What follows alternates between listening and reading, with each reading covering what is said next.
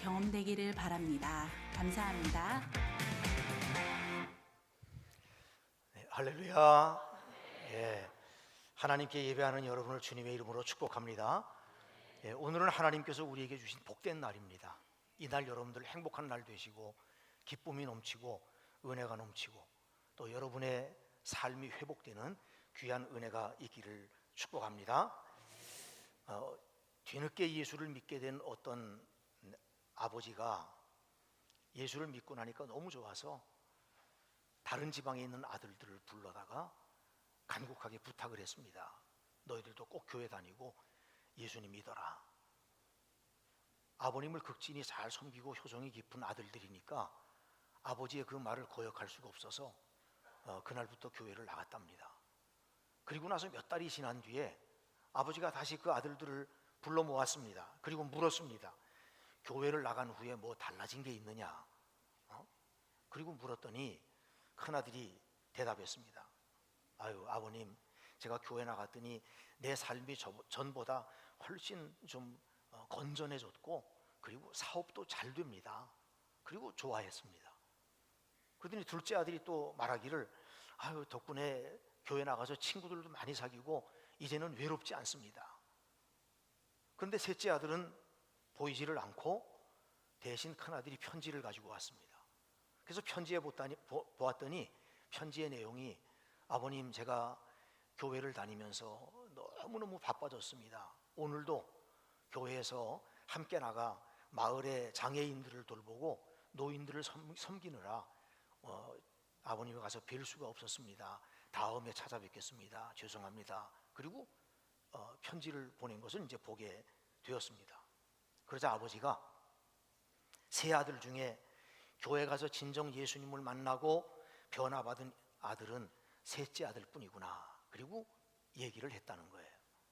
아마 예수를 믿고 나서 변화되지 않은 삶의 모습을 바라보면 같은 그리스도인이 보아도 답답함이 있겠습니다만 무엇보다도 우리의 아버지 되시는 하나님이 우리의 모습을 바라볼 때 얼마나 안타깝고 얼마나 답답하겠습니까? 예수를 믿는다고 하는 이름은 가졌는데 실제로 삶에서는 예수 믿는 열매가 보이지 않고 변화가 나타나지 않는 것은 이건 아버지의 아픔입니다. 자녀를 향한 아버지의 아픔인 것이죠. 제가 오래전에 신문을 보다가 깜짝 놀랐는데 점쟁이가 광고를 냈습니다.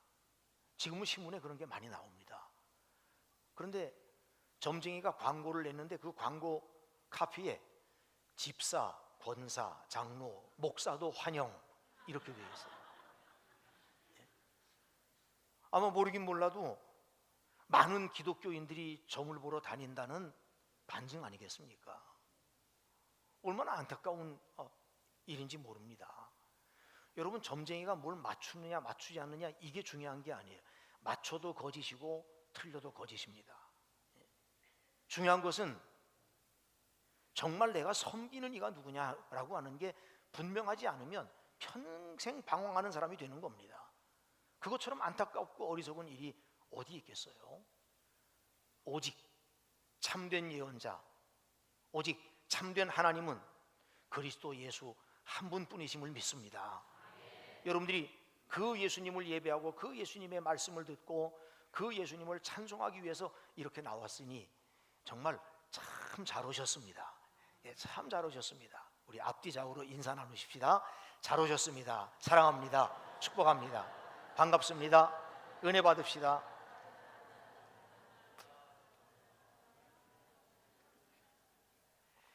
김창환 씨라고 하는 분이 쓴 글을 보면 그분이 믿음에 관하여 이렇게 글에 적어놓은 것을 읽을 수 있습니다. 예수의 이름으로 복음을 외치지만 그분의 말씀을 따르지 않는다면 그것은 참 믿음이 아니다.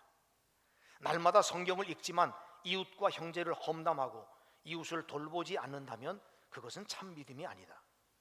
날마다 기도하지만 가정에서 불친절하다면 그것은 참 믿음이 아니다. 그리스도를 믿는다고 말하지만 그분께서 주시는 명령과 희생을 회피한다면 그것은 참 믿음이 아니다. 성령의 은사를 받았다고 주장하지만 조그만 일에도 자존심이 상하고 화를 낸다면 그것은 참 믿음이 아니다. 그리스도를 신뢰한다고 말하지만 생활의 염려로 인하여 낭만과 불평을 토해낸다면 그것은 참 믿음이 아니다. 아마 이 글을 쓴 김창환 씨는 자기 주변에 있는 여러 신앙인들을 바라보면서 그 삶의 변화도 또 실제적 믿음으로 인한 언행에 하나님 기뻐하시는 열매도 나타나 보이지 않는 것을 보며 안타까운 마음에 이 글을 쓰지 않았을까 하는 짐작을 해봅니다. 우리가 지식으로만 믿음에 관해서 연구하고 입술과 마음으로만 믿는다고 하면서 실제로 행동하지 않는다고 하면 그것은 야고보서의 기자가 표현한 대로 죽은 믿음입니다. 믿음은 행함이 이루어질 때 비로소 그 믿음의 능력이 드러나는 것입니다. 토마스 구름이라고 하는 기독교 교육학자는 믿음을 세 단계로 나누어서 우리들에게 설명한 바가 있습니다. 첫 번째 단계는 인지적 차원에서의 믿음이 있다는 것입니다. 쉽게 말하면 내가 믿는 하나님이 깨달아지는 것입니다. 어느 날부터인가 인격적으로 하나님이 느껴지기 시작하고 그분이 꼭 살아계신 것 같고 나를 사랑하시는 것 같고 그래서 그것을 내가 알게 되는 단계, 그 단계의 믿음을 가리켜서 인지적 차원에서의 믿음이라고 이야기를 했습니다. 믿음의 두 번째 단계가 있다면 신뢰적 차원에서의 믿음입니다. 이제 하나님이 느껴지는 것을 넘어서서 하나님에 대한 신뢰가 생깁니다. 하나님께 대한 신뢰와 함께 내 마음에 평안이 주어지고 그냥 하나님을 생각만 해도 좋습니다. 하나님 말씀 듣고 말하는 것이 그냥 행복하고 즐겁습니다. 그러면 믿음의 세 번째 단계가 있는데 의지적 차원에서의 믿음입니다. 이제는 하나님이 어떤 분이신지를 알게 되고 믿어지니까 내 삶 가운데 변화가 나타나고 내 행동에 변화가 나타나기 시작합니다. 믿음이 생기니까 삶의 용기와 힘이 생깁니다. 그래서 아무리 내 삶이 어렵고 힘들고 고단한 일이 일어나도 그것을 능히 이겨내고 극복할 수 있다고 하는 믿음이 생기면서 삶의 모든 상황 속에서 결코 흔들림이 없다는 것이에요. 여러분, 믿음이 있는 것 같고 은혜도 받은 것 같은데 어느 날부터 의욕을 상실하고 회의감에 빠져 신앙생활도 하지 않고 교회 발걸음이 뜸해진 분들이 가끔 있습니다. 뭔가 열심히 살아보려고 애쓰는 모습도 보였고 교회 생활에 적극적이던 분이 갑자기 무력감과 영적인 침체에 빠져 있는 분들이 있습니다. 어쩌면 지금 이 자리에도 영적 의욕과 기쁨을 다 잃어버린 채 앉아 있는 분들이 있을지도 모르겠습니다. 우리가 이렇듯 믿음 안에서 잘 살다가 지치고 무너지는 이유가 무엇일까요? 그것은 토마스 구름 박사의 말처럼 신뢰적 차원에서의 믿음, 의지적 차원에서의 믿음이 상실되었기 때문입니다. 그러나 성경은 우리가 그 차원을 뛰어넘어서 어떤 장애와 문제, 어려움과 장벽을 뛰어넘는 강하고 담대한 믿음을 가진 사람이 되라고 우리에게 요구하고 있습니다. 여러분이 안고 있는 문제가 무엇이든 그것을 해결할 열쇠는 강하고 담대한 믿음 안에 있다고 하는 사실을 믿으시기 바랍니다. 저는 우리 큰나무 가족들 모두가 담대한 믿음을 가진 성도가 되셔서 그리스도 안에서 늘 승리하는 삶의 경험들, 간증들이 풍성하시기를 주님의 이름으로 축원합니다. 한국의 대표적인 신학자 중에 한 사람인 이상근 목사님이라고 하는 분이 계셨었는데 이 목사님이 16살 때의 일이었습니다. 발이 아프고 발에 병이 나서 이 병원 저 병원을 다녀도 도무지 낫지를 않습니다. 그래서 대구 달성공원 느티나무에서 40일 동안 작정 기도까지 했는데 그런데 병은 낫지 아니하고 점점 더 고통은 심해집니다. 3년 동안 집 밖을 출입할 수 없을 정도로 몸이 아프고 그냥 병이 나서 학교를 다닐 나이인데도 불구하고 움직일 수가 없으니까 공부를 포기해야 하는 이런 상황에 이르렀습니다. 고등학교에 다니지 못하니 당연히 대학 진학도 못하게 된 것이죠. 그냥 집안에만 틀어박혀 있습니다. 아무것도 할 일이 없으니 그저 머리맡에 있는 성경을 가지고 읽기 시작했는데 얼마나 성경을 읽었는지 성경을 거의 다 외우다시피 했습니다. 성경 박사가 된 것입니다. 결국 이것이 바로 한국에서는 드문 성서 주석책을 쓰게 된 동기가 된 것입니다. 성경 대학자가 되는 계기를 하나님이 그에게 마련해 주신 것입니다. 그 후에 무려 60년 가까이 그렇게 고통을 당하다가 1993년 그가 은퇴하면서 존경하는 외과 의사의 권유로 수술을 받게 되었는데, 수술 받으면서 모두가 소스라치게 놀라게 됐습니다. 왜냐하면 발 뒤꿈치에서 한 1cm가량 정도 되는 머리카락 굵기의 철사가 나온 것입니다. 어렸을 때 맨발로 막 다니다가 철사에 찔린 것이 속에 들어가서 결국 그의 평생의 가시가 된 것입니다. 그것을 60년 만에 발견해서 이제 꺼내게 된 것입니다. 이 목사님은 발 뒤꿈치에서 꺼낸 그 철사를 늘 가지고 다니면서 그 철사를 사람들에게 보이고 그리고 지나간 과거를 회고하며 간증하기를, 여러분 이 가시를 보십시오. 내 발꿈치에 60년 동안 박혀있던 가시입니다. 이 철사가 나의 가시가 되어서 60년 동안 나를 찔렀습니다. 내가 한국의 대성서학자가 되게 한 하나님 은혜의 도구였습니다. 이 가시가 아니었으면 나는 주석자가 될 수가 없었습니다. 성경을 그렇게 잘 알 수도 없었습니다. 성경을 많이 보지도 않았을 것입니다. 만약에 일찍 발견하여 수술했다고 해도 나는 평범한 사람으로 내 인생을 마치게 되었을 겁니다. 그는 자기를 60년 가까이 괴롭혔던 그 가시를 사람들에게 보여주며 이것은 고통도 고난도 나의 괴로움도 아니라 이것은 하나님의 영광이요 나에게 주신 하나님의 축복이었다고 그렇게 간증한 것입니다. 우리는 이 세상을 살아갈 때 어떠한 고난에서라도 승리할 수 있는 담대한 믿음을 가져야 합니다. 여러분, 이스라엘 민족을 살펴보더라도 하나님께서는 가나안 땅에서 살아갈 수 있도록 쉽게 허락하지 않고 광야라고 하는 고난의 과정을 통해서 가나안 땅에 들어가서 살게 하셨습니다. 사역자도 마찬가지 아닙니까? 하나님은 절대로 눈물 없이 땀과 뼈 아픈 고난의 과정 없이 선지자가 되게 하신 일이 없습니다. 고난은 훌륭한 하나님의 사람이 되게 하기 위한 과정인 것을 알 수가 있습니다. 시편 기자가 시편 119편 71절에서 고백한 것과 마찬가지로 고난 당한 것이 내게 유익이라 이로 말미암아 내가 주의 율례들을 배우게 되었나이다. 이 담대한 믿음을 가진 사람이 누구일까요? 첫째, 소망에 대한 확신이 있는 사람입니다. 35절을 보면 그러므로 너희 담대함을 버리지 말라 이것이 큰 상을 얻게 하느니라 하고 말씀했습니다. 우리가 무엇을 버리지 말아야 된다고 말합니까? 담대함을 버리지 마라. 이 담대함은 그리스도인들만이 소유할 수 있는 삶의 표식입니다. 다시 말해서 믿음의 사람이라고 하면 당연히 담대한 삶을 살아가야 되는 것입니다. 그런데 32절 말씀을 보면 전날에 너희가 빛을 받은 후에 고난의 큰 싸움을 견뎌낸 것을 생각하라 하고 말씀했어요. 전날에 너희가 빛을 받은 후라고 하는 이 말은 예수 그리스도를 구주로 영접하여 그리스도가 된 후에 그런 뜻이에요. 그리고 고난의 큰 싸움을 견뎌낸 것은 이 말은 예수님을 믿고 난 이후에 이들을 핍박하는 자들에게 대해서 당당히 대항하여 내가 목숨까지도 기꺼이 내놓았던 용기 있는 신앙의 행위, 그 초대교회 성도들의 믿음을 말하는 것입니다. 우리가 잘 알듯이 당시 기독교인들에게 닥친 환난이라고 하는 것은 상상을 초월했습니다. 얼마나 극심한 환난과 핍박이었기에 오늘 말씀에서도 고난의 큰 싸움이라고 표현을 했겠습니까?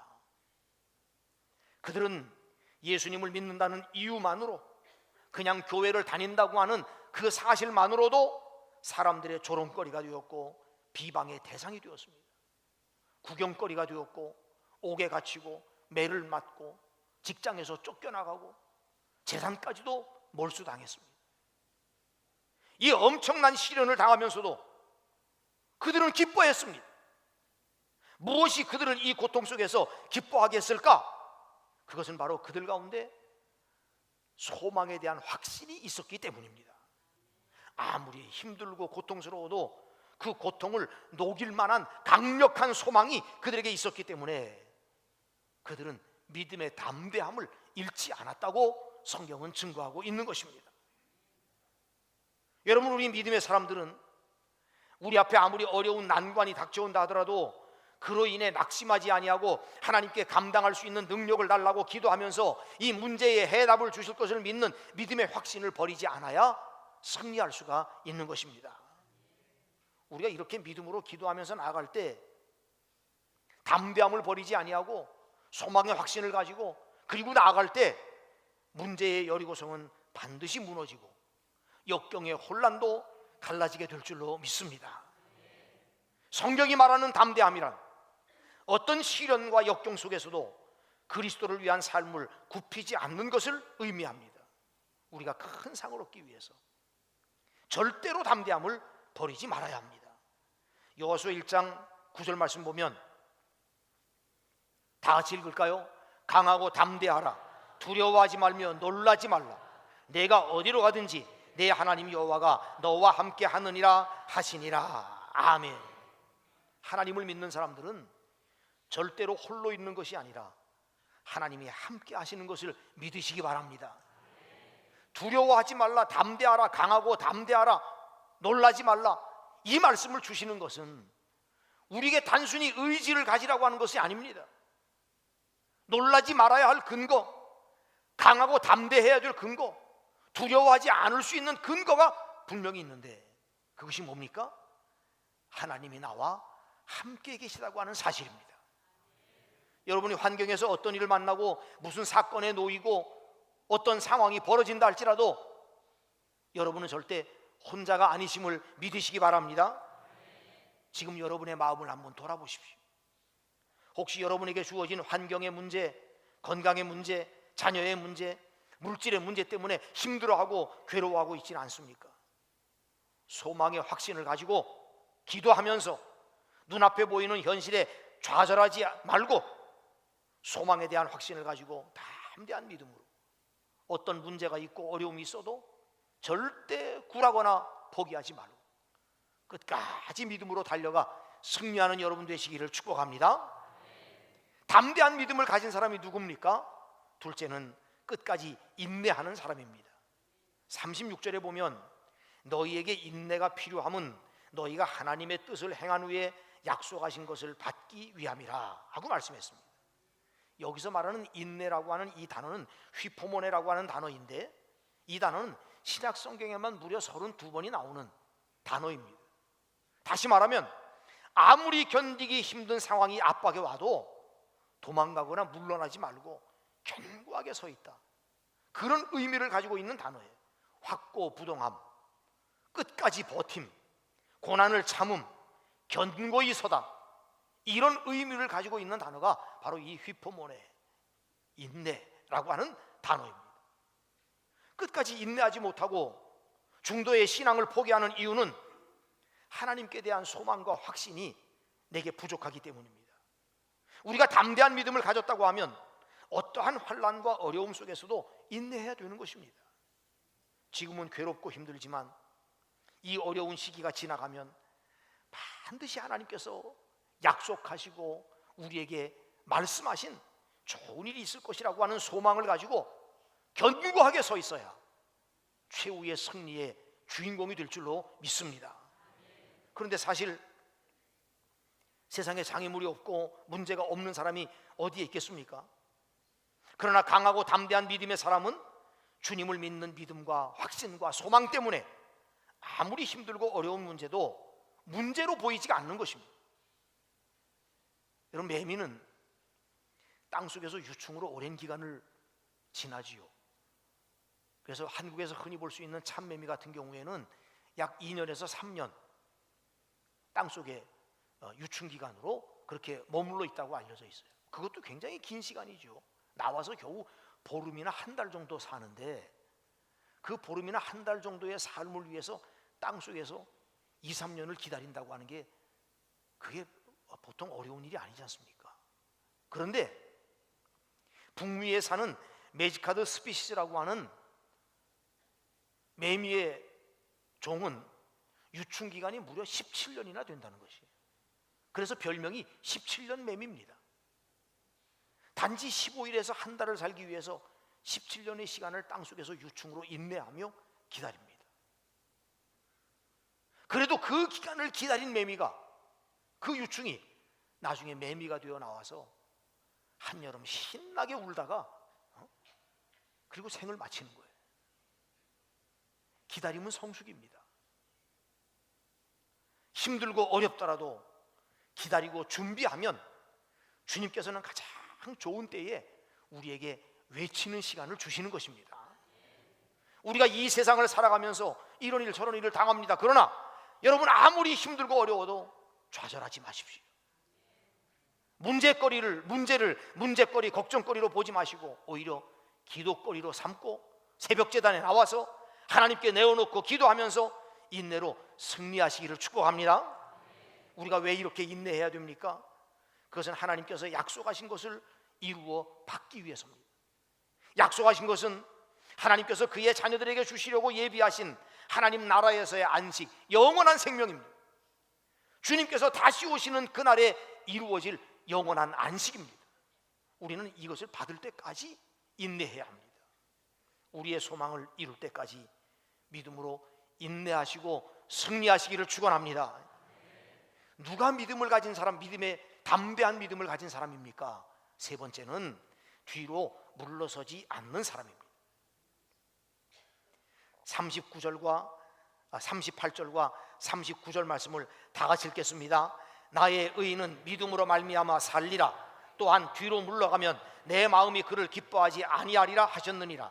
우리는 뒤로 물러가 멸망할 자가 아니요 오직 영혼을 구원함에 이르는 믿음을 가진 자니라. 아멘. 여기 뒤로 물러가면이라고 하는 단어는 휘포스텔로라고 하는 단어를 썼는데, 이 단어는 움츠리다, 물러나다, 후회하다 라는 뜻을 가진 단어입니다. 하나님은 우리의 신앙이 움츠러드는 것 기뻐하시지 않습니다. 물러나는 것도 기뻐하시지 않습니다. 후회하는 것도 기뻐하시지 않으십니다.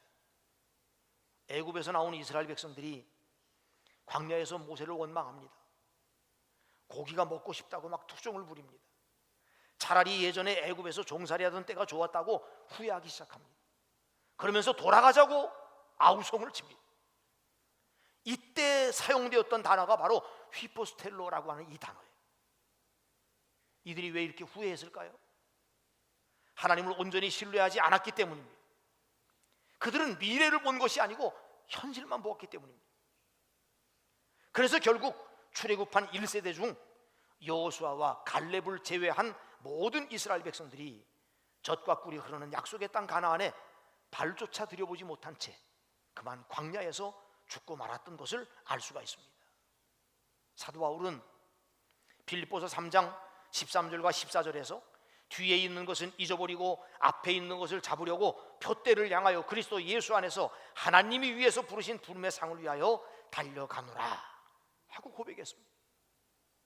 담대한 믿음을 가진 사람이라면 지나간 일들에 연연하지 않습니다. 잘했든지 잘못했든지 간에 지나간 일들은 잊어버리고 주님 편에 서서 주님의 인도하심을 따라서 담대하게 나가야 되는 것입니다. 믿음이 있노라 하면서도 조금만 상황이 어려워지면 이내 움츠러들고 뒤로 물러가고 포기하고 주저앉는 사람들이 있습니다. 그래서 예수님은 누가복음 9장 62절 말씀에서 말씀하기를 손에 쟁기를 잡고 뒤를 돌아보는 자는 하나님의 나라에 합당하지 아니하니라 하고 말씀했어요. 오직 믿음으로 전진하는 사람만이 큰 상을 얻을 사람입니다. 우리는 뒤로 물러나 세상으로 돌아가려는 나약한 생각을 버리고 오직 믿음으로 천국을 향해서 끊임없이 회방거리가 있어도 막히는 때가 있어도 어렵고 힘들고 고통스러워도 계속해서 전진해 나가는 발걸음을 멈추지 않는 여러분이 되시기를 축원합니다. 장날이 돼서 거북이가 신발을 사러 장터를 가다가 중간에 달팽이를 만났답니다. 거북이가 달팽이를 보니까 느리게 걸어가는 게 너무너무 불쌍해 보였어요. 저래가지고 언제 장터에 갈까? 그래서 달팽이를 보고 야, 타. 그랬더니 달팽이가 아주 긴 시간에 걸쳐 거북이 등에 올라왔습니다. 그리고는 또 한참 가는데 이번에는 느릿느릿 기어가는 군뱅이를 만났습니다. 거북이가 또 보니까 군뱅이가 너무 불쌍한 거예요. 그래서 군뱅이에게도 야, 타. 그랬더니 군뱅이가 거북이 등에 막 기어 올라가는데 먼저 타 있던 달팽이가 군뱅이한테 이렇게 말합니다. 야, 꽉 잡아. 이 거북이 무지하게 빠르다. 때때로 우리가 이 얘기에 나오는 군뱅이와 달팽이처럼 행동할 때가 있습니다. 여러분, 거북이가 빠르면 얼마나 빠르겠어요? 그런데 군뱅이와 달팽이의 수준으로 보면 이 거북이는 무척 빠른 것이죠. 마치 군뱅이와 달팽이 눈으로 거북이를 바라본 것처럼 때로 우리는 하나님의 시간을 자꾸 우리의 기준으로 생각하려고 하는 경향이 있습니다. 하나님은 우리에게 아직 아니야 하고 말씀하시는데 우리는 하나님께 지금 당장이라고 외칩니다. 그러나 거두게 하시는 하나님의 때는 언제나 정해져 있습니다. 따라서 우리는 하나님의 시간을 포착해야 되고 그 타이밍이 될 때까지 인내하면서 기다리며 묵묵히 나가야 합니다. 만약 여러분들이 상추씨를 심어놓고 심은 지 얼마 되지 않아서 상추 씨앗이 어떻게 되었나 그리고 호미를 가지고 수시로 파본다면 그 상추씨가 어떻게 되겠습니까? 싹도 틔우지 못할 것이고 싹을 틔웠다 할지라도 그 상추가 자라지 못하고 그만 몸살이 나서 말라 죽을 것입니다. 마찬가지 원리 아니겠습니까? 기도한 후에 기다리지 못하고 조급해하면 응답의 잎사귀가 말라버립니다. 기도한 후에 왜 이렇게 응답이 더디 올까? 여러분, 초조해하지 마시기 바랍니다. 하나님은 아무 때나 주시는 것이 아니라 반드시 하나님의 시간에 주십니다.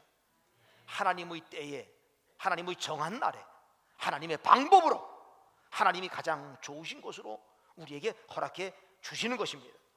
그러므로 조급해하지 말고 믿음으로 인내하시면서 뒤돌아서지도 말고 주눅들지도 말고 소망의 확신을 가지고 앞을 향해서 전진해 나아가는 은혜가 있기를 축복합니다. 사랑하는 큰나무 가족 여러분, 믿음을 가진 사람들은 세상을 바라보며 사는 사람이 아니라 새하늘과 새 땅을 바라보며 사는 사람들입니다.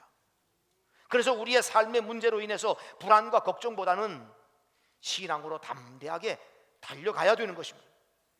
저는 우리 여러분 모두가 강하고 담대한 하늘 용사로 무장될 수 있기를 축원합니다.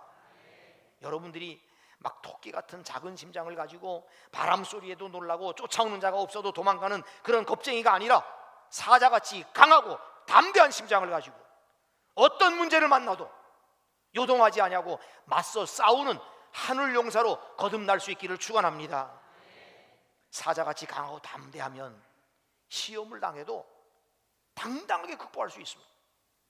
여러분, 끝까지 도전해서 하나님이 저와 여러분들에게 세우신 비전을 성취할 수 있기를 원합니다. 강하고 담대한 믿음으로 영적 싸움에서 물러서지 않는 승리자가 되기를 축복합니다. 우리 큰나무 가족 모두가 이런 강하고 담대한 믿음의 사람이 되셔서 이 땅을 변화시키는 복음의 일꾼, 승리하는 그리스도인, 하나님이 보실 때 담대한 믿음을 가진 사람으로 세상 속에서 당당하게 일어서 앞을 향해서 계속 전진해 나가며 마침내 승리의 그날을 맞이하는 믿음의 모든 자녀들이 되시기를 주님의 이름으로 축원합니다. 기도하겠습니다.